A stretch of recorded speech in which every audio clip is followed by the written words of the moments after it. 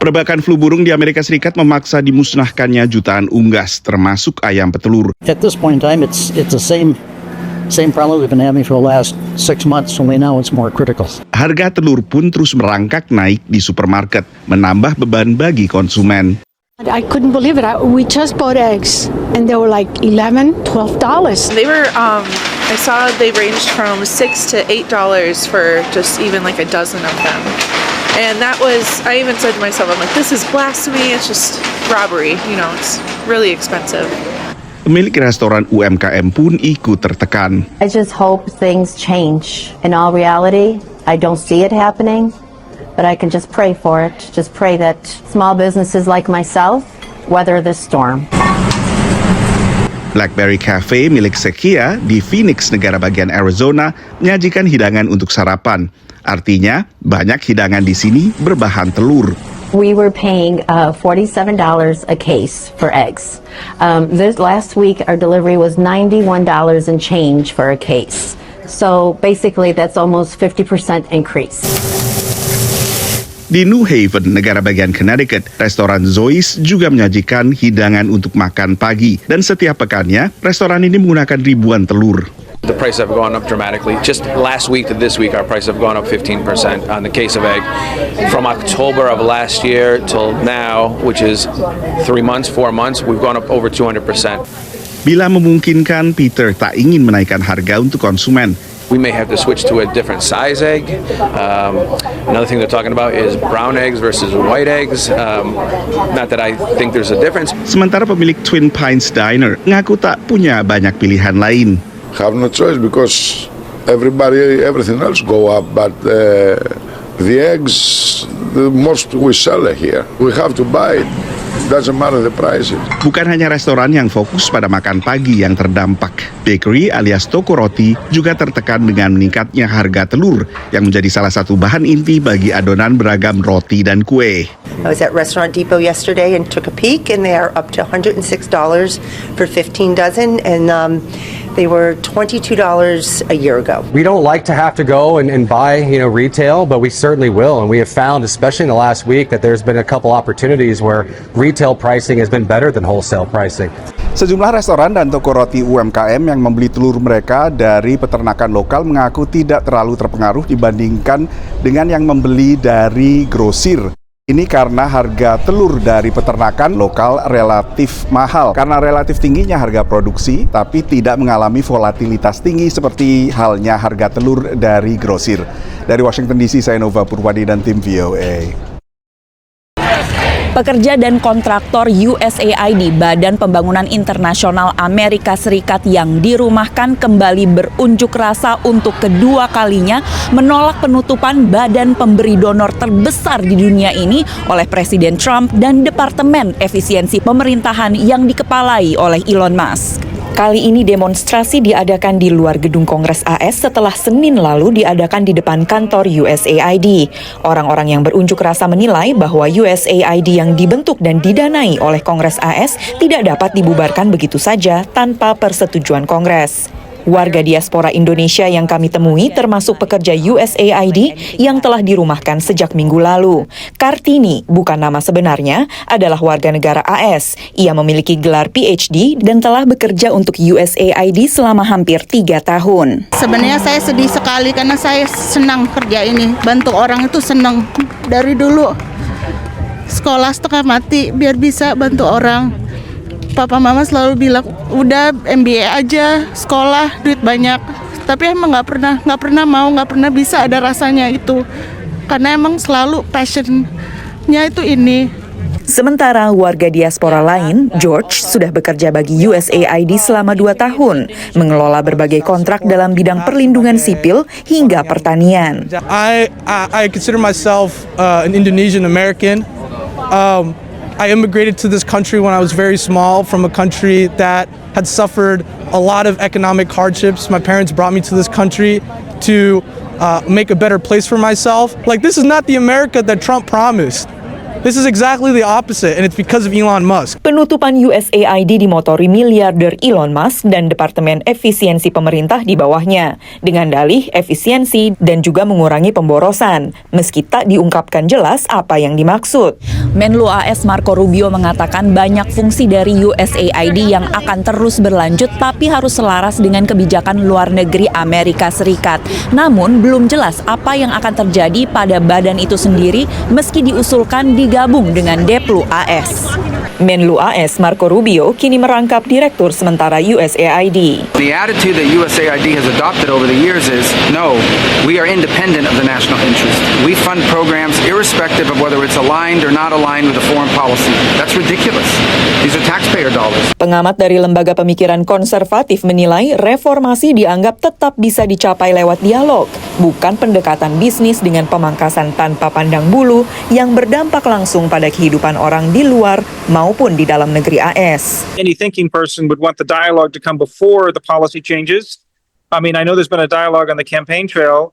Fine, you can keep your promises to all the Americans and the people who voted for you in particular, but do understand what you're doing before you do it. Don't just act in haste and repent in leisure.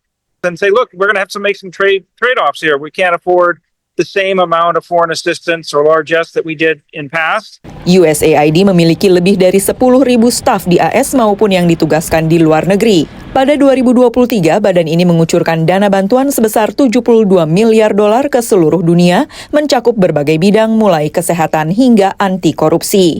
Dari Washington DC, Valdia Baraputri, Rio Tuasikal, Nabila Ganinda, dan tim VOA.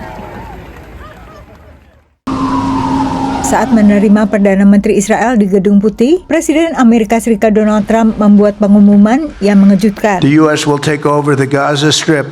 And we will do a job with it too. Trump melangkah lebih jauh dari usulan sebelumnya untuk merelokasi warga Gaza ke negara tetangga Yordania dan Mesir. Dia ingin mengembangkan daerah itu menjadi apa yang disebutnya Riviera Timur Tengah, mengacu pada nama destinasi wisata pantai mewah. Pernyataan Trump disambut pujian dari Benjamin Netanyahu yang menjadi pemimpin asing pertama yang diterima di Gedung Putih dalam pemerintahan kedua Trump. Reaksi positif juga datang dari rekan koalisi ekstrim kanan Netanyahu di Israel. התוכנית שהציג אתמול הנשיא טראמפ היא התשובה האמיתית ל-7 לאוקטובר. מי שביצע את הטבח הנורא ביותר על האדמה שלנו, ימצא את עצמו מאבד את האדמה שלו לתמיד. Tapi proposal yang sama mengundang kecaman otoritas Palestina maupun warga Gaza. لكن أنا ابن غزة، أبويا ابن غزة، زيد أبويا ابن غزة، إحنا من الأساس أولاد غزة، أولاد البلد. Indonesia juga dengan tegas menolak segala upaya untuk menggusur paksa warga Palestina.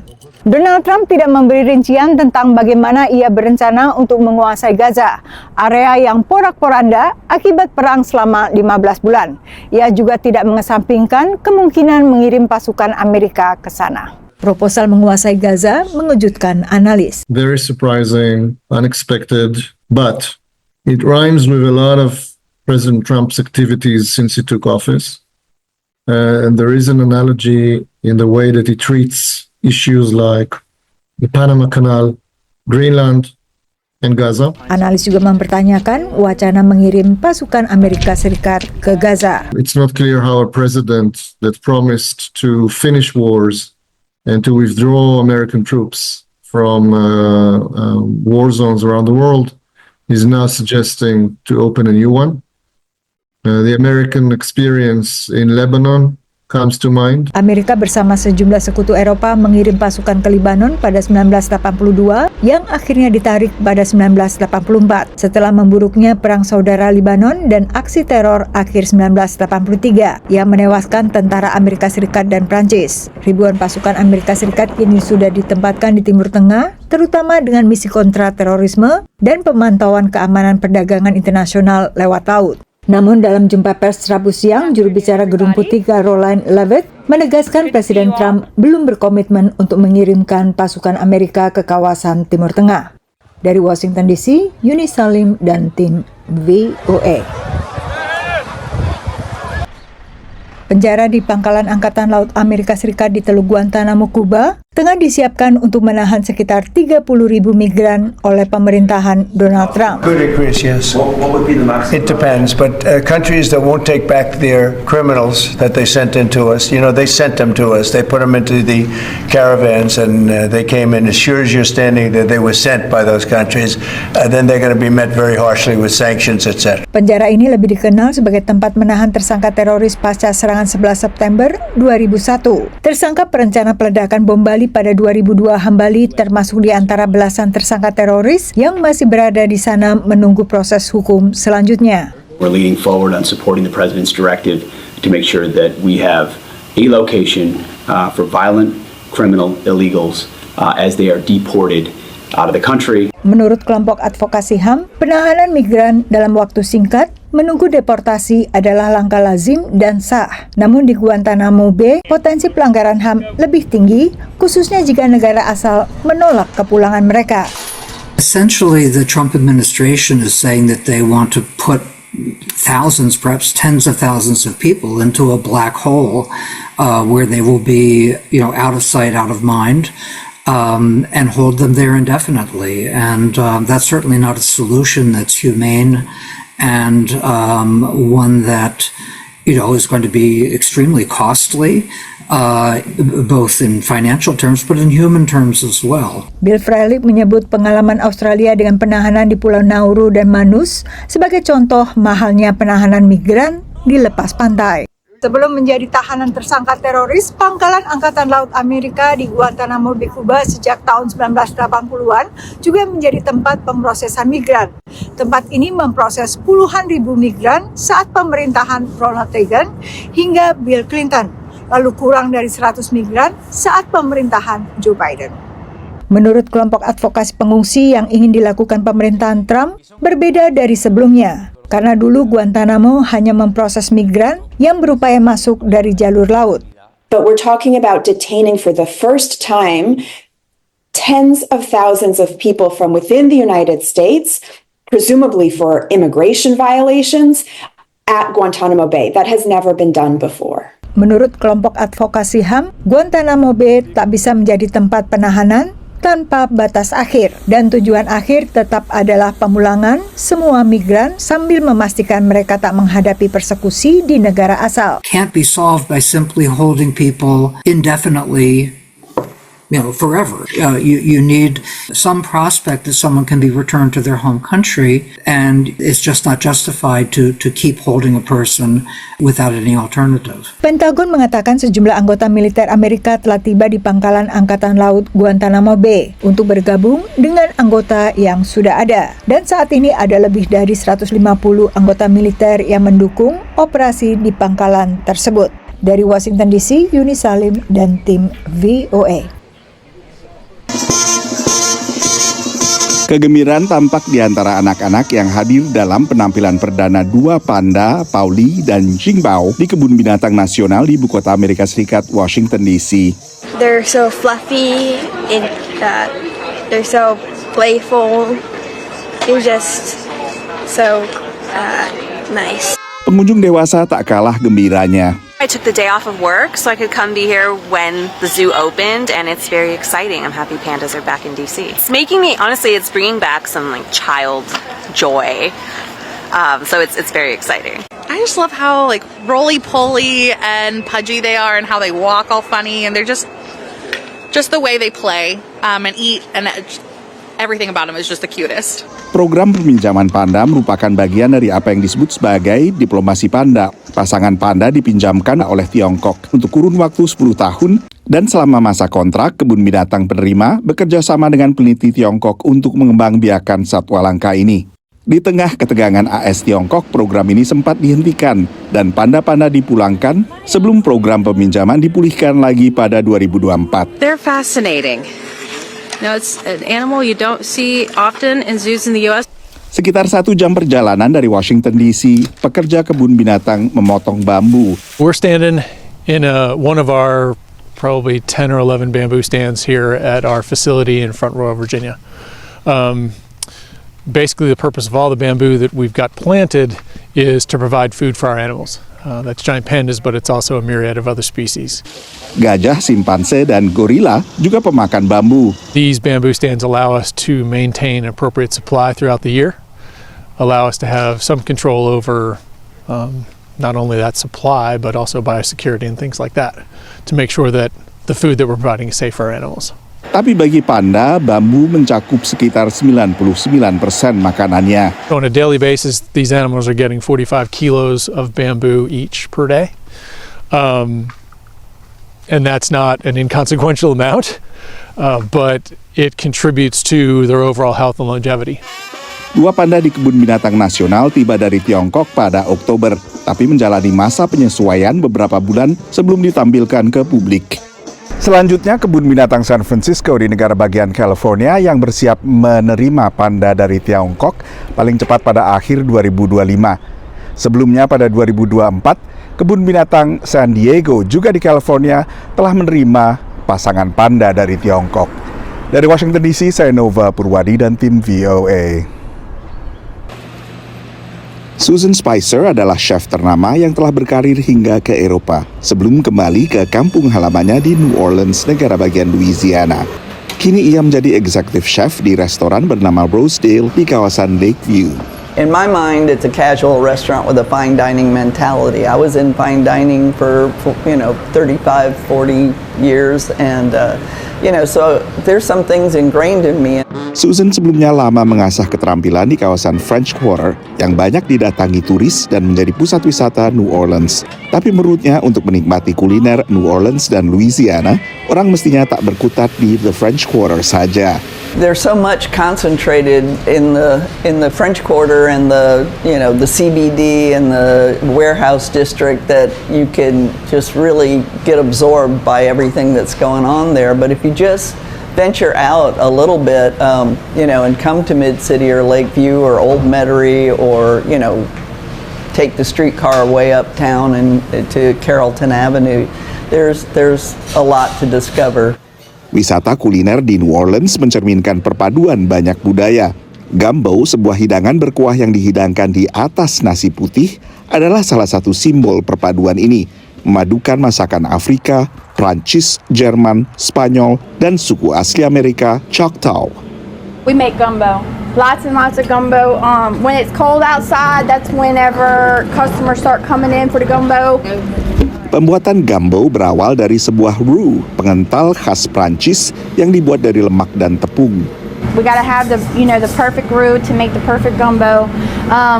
We scoop the roux in there, then 2 buckets of hot water, and then we boil that down and sift it, make sure it's real smooth. And then once that's done and it comes to a boil, then you add your hot sauce, your kitchen bouquet.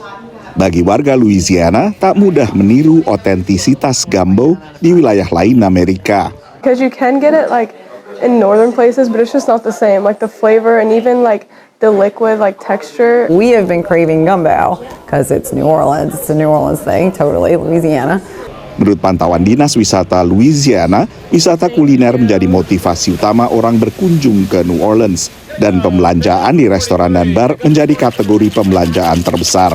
Seperti banyak kota lain yang juga menjadi destinasi wisata, New Orleans harus berjuang keras untuk kembali ke angka kunjungan seperti sebelum pandemi COVID. Dan berbagai perbaikan yang dilakukan menjelang diselenggarakannya Super Bowl di kota ini diharapkan bisa ikut menggairahkan kembali kunjungan ke kota ini. Dari Washington DC, saya Nova Purwadi dan tim VOA. Birding atau bird watching adalah kegiatan mengamati burung di habitat aslinya, apakah di alam liar maupun di dalam kota. Bird watching normally requires you to wake up early in the morning, like crazy hours sometimes, right? You have to know the silhouette of the bird, you have to know its song, you have to go out to a place that you know it's going to be there, right? It can be an extremely hard thing to truly get into it. Bird Buddy adalah produk yang memungkinkan kegiatan mengamati burung tanpa meninggalkan rumah. Produk ini adalah pemberi makanan burung pintar dilengkapi kamera. Bird Buddy digagas pada 2020 saat puncak pandemi COVID. Pandemi COVID dengan berbagai restriksinya atas kegiatan di luar rumah juga membuat semakin banyak warga Amerika Serikat meminati kegiatan mengamati burung dan juga menonton streaming video perilaku binatang apakah di alam liar ataupun di kebun binatang. Menurut data yang dihimpun Dinas Perikanan dan Satwa Liar AS, sekitar sepertiga warga Amerika Serikat pada 2022 ikut kegiatan mengamati burung. Sekitar 91% dari angka itu melakukannya dari rumah saja. There are, however, 20 to 30 species of birds in most U.S. backyards, right? That people either don't really know or appreciate, right?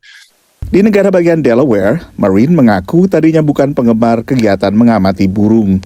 Bird Buddy came into my life as a gift for my husband for his birthday. He's a biologist. He loves birds. I didn't really particularly care about birds at all. I'm not anti-bird. I just didn't get it. Tapi berkat Bird Buddy, Maureen berangsur berubah sikap. Oh, look at this bird, bird camera we got. I never cared about birds, but look at their stupid little faces. They're so funny. And people started reacting to that. And then I kept getting more postcards from Bird Buddy, and they were just funny and cute. And so I kept posting on Facebook. I really enjoy watching, different birds for different reasons. The female red-winged blackbird, she takes no crap from anybody. She is a badass. She will hold her ground. I love that about her. The tufted titmouse, I really enjoy because he seems to know he's very handsome. He will sit in front of the camera and hold his little seed and blink at you. One of the things that I've learned on a recent call with a customer, which again is kind of these things often blow me away, is that for them, one of the most beautiful things of Bird Buddy is that they love being with nature on a first name basis. Tak hanya burung, kamera Bird Buddy kadang juga merekam satwa lain. Bird Buddy kini mengembangkan produk lebih kecil untuk mengamati serangga. Dari Washington DC, Nova Purwadi dan tim VOA. Warga New York ini ramai-ramai mengantre untuk mencium bunga bangkai yang khas. So many different smells. We got some stinky cheese, some poop smells, some kind of sweaty. Ooh, now I get the sweaty sock smell, foot smell.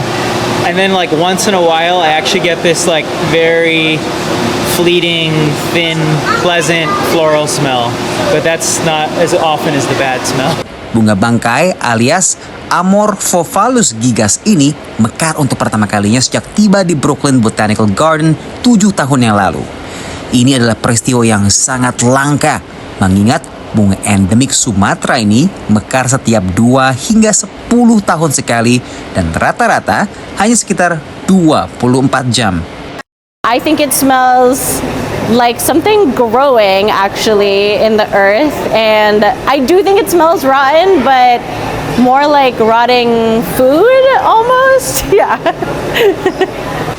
Ketika mekar, bagian kuning bunga yang seperti paku disebut spadix berdiri tegak hingga kelopak di sekelilingnya mekar dan menarik penyerbuk ke bagian reproduksinya.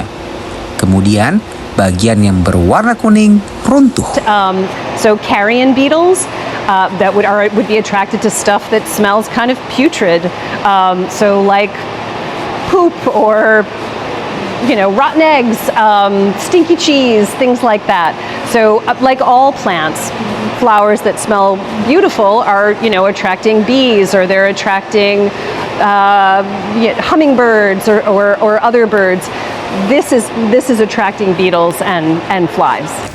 Brooklyn Botanic Garden adalah satu dari hanya 10 kebun raya di dunia yang punya koleksi bunga bangkai, menurut Botanic Gardens Conservation International atau BGCI. Saking antusiasnya warga New York, jumlah pengunjung kebun raya ini sampai membludak.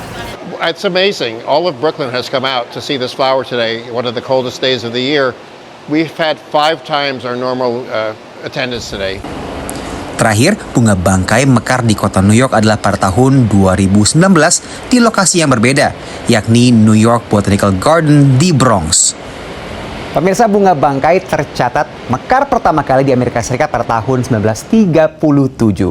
Saking bersejarahnya peristiwa ini, Bunga bangkai bahkan sempat ditetapkan sebagai simbol resmi dari Bronx di New York City pada 1939 sebelum akhirnya diganti menjadi bunga lili pada tahun 2000. Dari New York, Randy Wicaksana dan tim VOA. Dalam pertemuan pertamanya untuk 2025, Bank Sentral Amerika Serikat atau Federal Reserve akhirnya tak mengubah suku bunga acuan dan mempertahankan pada level 4,4 hingga 4,5%. The Fed mengakui laju inflasi telah mendekati target 2%, meski belakangan tetap tinggi. We're going to be focusing on seeing real progress on inflation or alternatively some weakness in the labor market before we consider making adjustments. Meski tak mau mendahului keluarnya kebijakan pemerintah baru, apapun kebijakan dan dampaknya juga dalam pantauan The Fed. We're going to be watching carefully, and as we always do, this is no different than any other set of policy changes at the beginning of an administration. We'll patiently watch and understand, and kind of not be in a hurry to get to a place of understanding what our policy response should be until we see how it plays out. Menurut analis, perkembangan terkini membuat Bank Sentral tak hanya sangat bergantung data, tapi juga ekstra hati-hati. The new Trump administration, the 9-hour tariff war with Colombia, DeepSeek coming out. It seems like there's a lot more uncertainty today than there was 7 or 8 days ago. So they're nervous, they're more on hold and more data watching, I think, than they've ever been. And they're waiting for inflation to drop down to that 2% level and or unemployment to rise precipitously in order to move on interest rates. Pengamat umumnya mencermati The Fed berada pada tahap wait and see alias menunggu perkembangan selanjutnya. Dan bila pun suku bunga acuan diturunkan kembali, hal tersebut tidak akan dilakukan dalam pertemuan The Fed selanjutnya pada bulan Maret. Terbitnya data pertumbuhan produk domestik bruto kuartal terakhir 2024 yang lebih lambat dari ekspektasi bisa mengubah kalkulasi The Fed menurut analis. This may very well give them a reason. They have some political pressure to cut rates. I think the market wants them to cut rates. We have the bond markets not behaving the way that they would like with rates with yields coming down.